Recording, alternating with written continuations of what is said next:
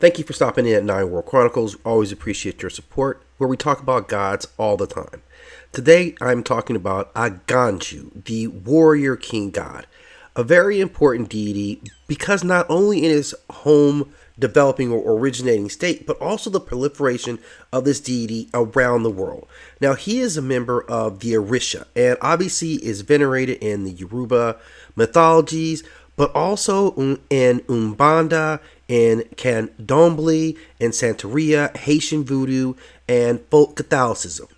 And again, it goes back to looking at migrations and also the slave trade being an influence on taking Africans and African beliefs all over the world.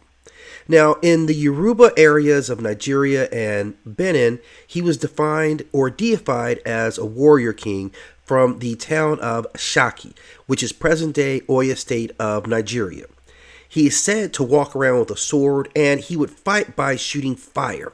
He is known for being a deification in the savannah areas and the North Yoruba land that has monoliths and boulder outcroppings. But his beliefs and veneration have spread far beyond that. He is venerated by groups such as the Yoruba people and the Fon people, but is also known in areas like Cuba, where he is seen as a volcano deity for the practitioners of Santeria and Lucumi religions.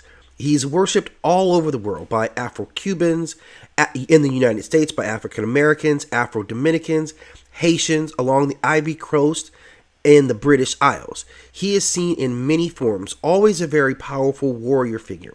But most importantly, it is showing the proliferation of this particular set of beliefs from West Africa, particularly West Africa because the slave trade had been so strong there, and the colonization and bleeding of those areas was probably the most sustained for hundreds of years.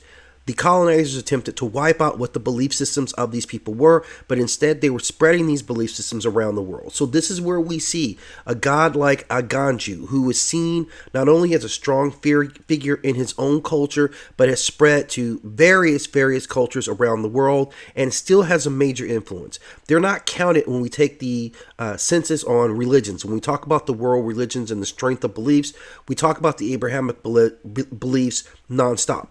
Very little was talked about when we mention these type of figures who came from ancient African cultures and are still being venerated in multiple language by multiple people in multiple fashions. So again, thank you for stopping in. I'd love to get more about this deity. If you're in any of these religions that talk about him or venerate him and have more information, please be sure to drop in the comment section. I'll definitely do a revision as we want to learn more about the African belief systems and how they spread around the world.